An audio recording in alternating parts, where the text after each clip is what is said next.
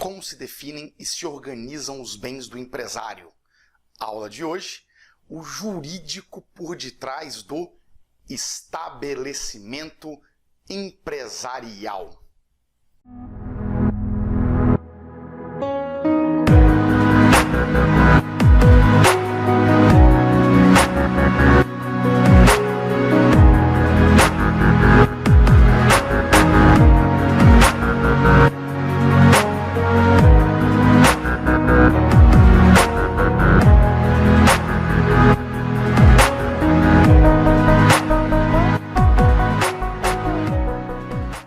Como vão, meus caros? Como dito na vinheta, falaremos hoje do Instituto do Estabelecimento Empresarial.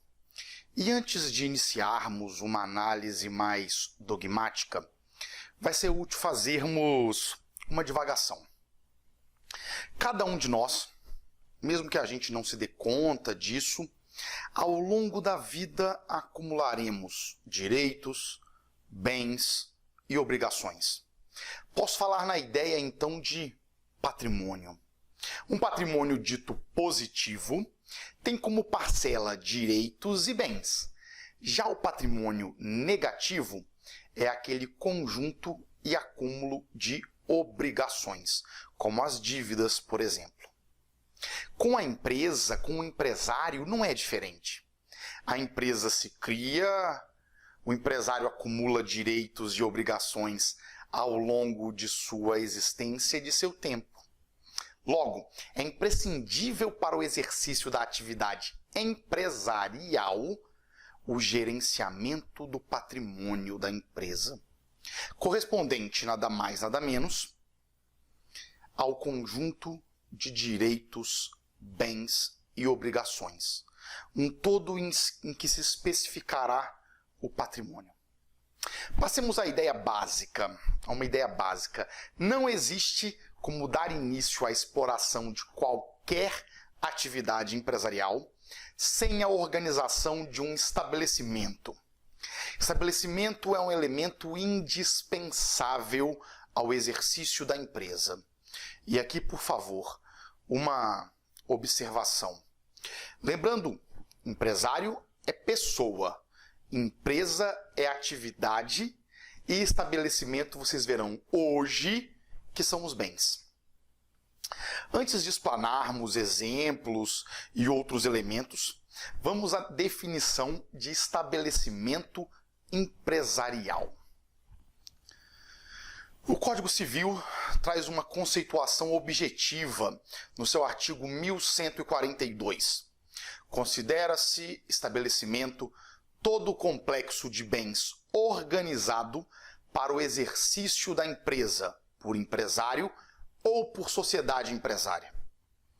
Ou seja, senhores, estabelecimento empresarial é o conjunto de bens que o empresário reúne para explorar sua atividade econômica e empresarial. Os bens do estabelecimento são, portanto, indispensáveis ou úteis ao desenvolvimento da empresa, como, por exemplo, mercadorias, máquinas e maquinários, veículos e demais itens de logística, mas também as marcas, patentes e outros sinais distintivos, tecnologia e assim por diante. Excelente, excelente.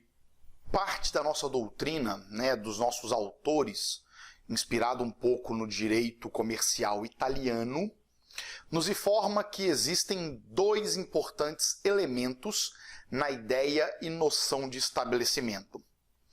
Primeiro elemento: o estabelecimento é um complexo de bens, um conjunto de itens que assumem a finalidade de instrumentalizar a atividade empresarial. Segundo elemento: organização.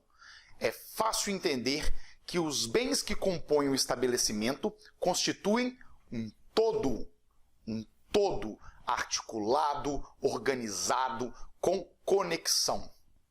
É essa organização que o empresário confere ao estabelecimento que vai fazer com que esse, na qualidade de complexo de bens, se diferencie dos bens individualmente.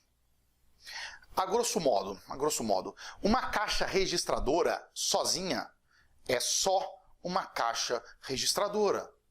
Mas uma caixa registradora compondo um todo, junto com vitrine, com balcão, com roupa para vender, formam um complexo organizado e conexo.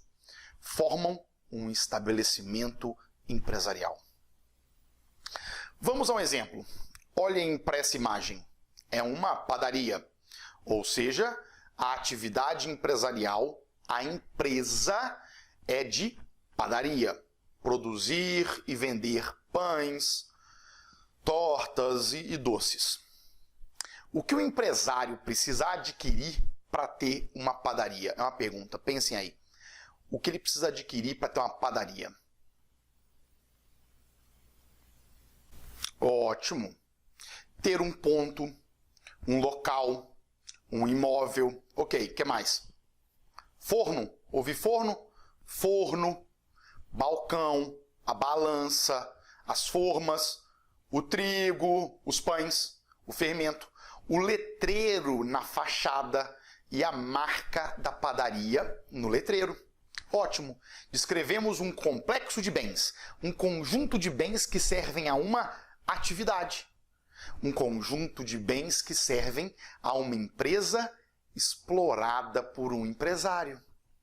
Descrevemos, portanto, senhores, um estabelecimento empresarial. É isso, de forma simples, direta, objetiva. Mas precisamos aprofundar. Vamos falar agora sobre a natureza jurídica do estabelecimento empresarial. Primeiro, para a gente poder entender a natureza jurídica de um instituto, pensemos em uma sala cheia de arquivos. Pensar em natureza jurídica é pensar em individualizar um instituto. O arquivo, a gaveta, a pasta que vai estar o estabelecimento empresarial junto com institutos semelhantes. Ótimo. Vamos lá. Entender a natureza jurídica de estabelecimento. Ponto 1. Estabelecimento empresarial não é sujeito de direito. Ele é um objeto. 2. Estabelecimento empresarial é um complexo de bens. E 3. Estabelecimento empresarial compõe o patrimônio do empresário. Não importa se é empresário individual ou se é sociedade empresária. O estabelecimento compõe o seu patrimônio. Entendido isso, o estabelecimento empresarial não pode ser confundido com o empresário ou com a sociedade empresária, que são esses sim sujeitos de direito. Nem pode ser confundido com a empresa, que é a atividade econômica explorada pelo empresário. Então, qual a natureza jurídica do estabelecimento? O Código Civil nos traz uma resposta clara. Artigo 90. Constitui universalidade de fato a pluralidade de bens singulares que, pertinentes à mesma pessoa, tenham destinação unitária. Olha, senhores, o estabelecimento empresarial é uma universalidade de fato. Vamos ler de novo o Código Civil. Leiam junto comigo, por favor. Artigo 90. Constitui universalidade de fato a pluralidade de bens singulares que, pertinentes à mesma pessoa, tenham destinação unitária. O estabelecimento é um conjunto de bens de um empresário que servem juntos a uma finalidade. Qual finalidade? A prática de sua atividade empresarial. Ótimo. Entendida a natureza jurídica, vamos passar para os tipos de bem que compõem o estabelecimento empresarial. E aqui não tem mistério. bens corpóreos e incorpóreos utilizados para atividade empresarial. Só uma observação, ok? Os civilistas que me desculpem, os raiz, aqui estamos no mesmo bolo bens corpóreos, tangíveis, materiais, e no lado oposto, bens incorpóreos, bens intangíveis e bens imateriais, ok? Civilistas, um perdão aqui. Voltando, os bens corpóreos podem ser alguns bens do estabelecimento, aqueles palpáveis, como máquinas, mercadorias em estoque, o imóvel em que se localiza a sede, fácil de entender. Os incorpóreos, um pouco mais abstrato. Os bens incorpóreos do estabelecimento são os não palpáveis. Por exemplo, o endereço eletrônico, no caso de um estabelecimento virtual, o link, as patentes de invenções, as marcas do produto ou da própria atividade. Ou seja, o que compõe então o estabelecimento empresarial? Bens materiais e imateriais. Mas aí fica a pergunta: o que não compõe o estabelecimento empresarial? Apesar de uma indefinição, e uma peleja doutrinária, um item não pode ser considerado parte do estabelecimento. A clientela. Isso mesmo, senhores. Aquele conjunto de pessoas que de forma prática e habitual consome produtos e serviços de um empresário. Pode até parecer que ela faz parte do estabelecimento, mas se você entendeu a natureza jurídica do estabelecimento, vai pensar junto comigo por que clientela não faz uma lógica possível de ser estabelecimento empresarial. Por quê? Quem pensou, tá certo. Porque cliente não pode ser considerado um bem do empresário. Aqui vale uma observação, ok?